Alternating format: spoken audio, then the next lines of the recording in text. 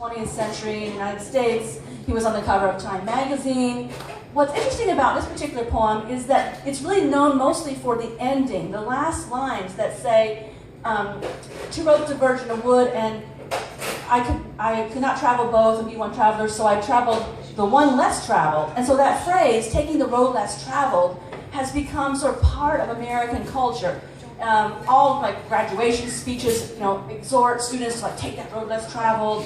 There was a book written about it in the 70s that sold 10 million copies. It's really in the fabric of America now. You can buy posters that have it, inspirational plaques you can hang on your wall, T-shirts that have that phrase, even a cover for your iPhone. You can actually, if you Google it, people have actually tattooed that phrase on their body, the road less traveled. The only problem is it has very little to do with the actual poem. And this was explained in a recent episode of Orange is the New Black, where the character Piper tells her fellow inmates, that's not what the poem means. And I totally agree with Piper. She interprets it a little bit differently than I do, but she is right in saying that's not what the poem is about. So we're going to spend some time looking at the poem and figuring out how to read this poem and read all poems. So let me just read the poem. The road not taken. Two roads diverged in a yellow wood, and sorry I could not travel both and be one traveler.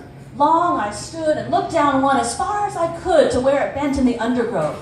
Then took the other, that's just as fair, and having perhaps the better claim because it was grassy and wanted wear.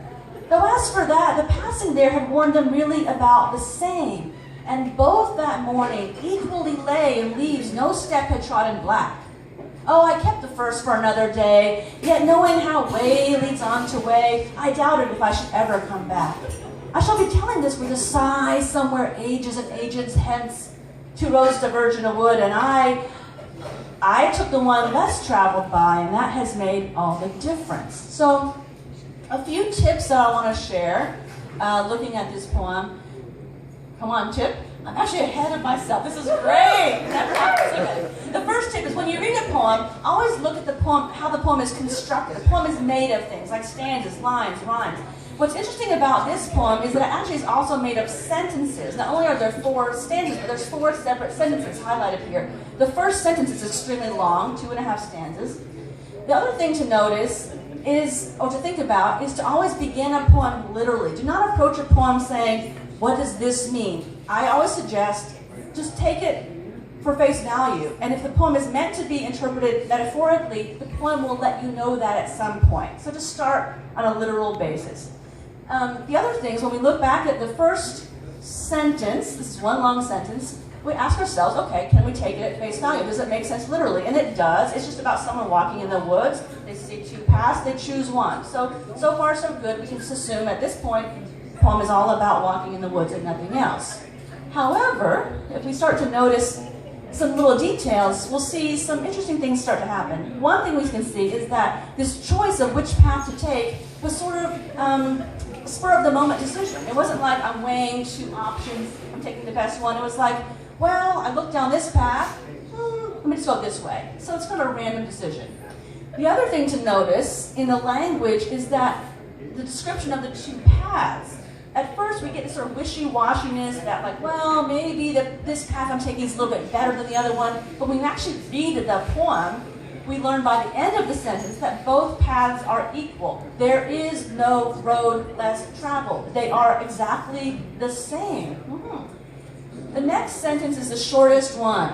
I kept the first for another day. Does that make sense literally? Well, yeah. Sometimes you're like, okay, I'll take the blue path today. Next weekend I'll come back and take the red one, whatever. Here's where things get interesting. Yet knowing how way leads to way, I doubt if I can come back. Does that make sense literally? No, because in real life you can come back, right? Does that make sense? In real life you can come back and take the other path. So now we know that this poem is not really about a path. It's something much bigger, something metaphorical. It's about choices in life where you can't, once you make that choice, it's permanent choice. Things have changed. Now for the final stanza. Cool stuff happening here. One thing to notice is the tense shift, the verb tense. The whole poem has been in past tense, all right, describing an anecdote from the past. Suddenly, we're thrust into the far future, ages and ages hence, And also we have this colon. I'm going to say something years from now. Here's exactly what I'm going to say. My last tip, maybe the most important one, is let the poem tell you what it means. Don't bring your own preconceived notions, because often a poem will surprise you.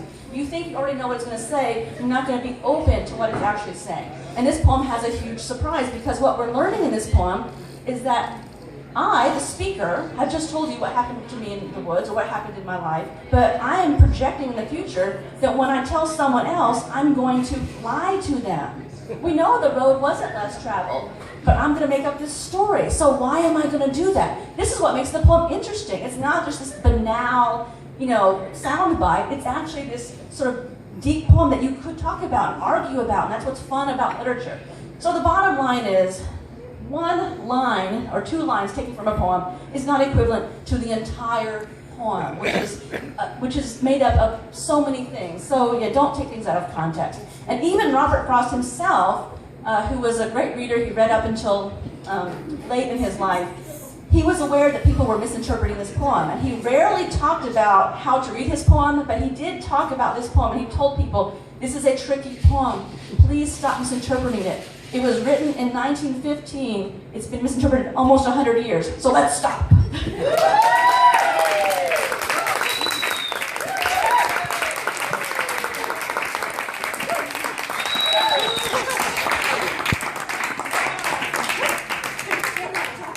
That was an amazing amount of information in 6 minutes and 40 seconds. You are now all free to roam about, grab a drink, and we're going to have a few minutes before we have somebody come up with the next one. So feel free to roam around and grab a drink. Thank you very much.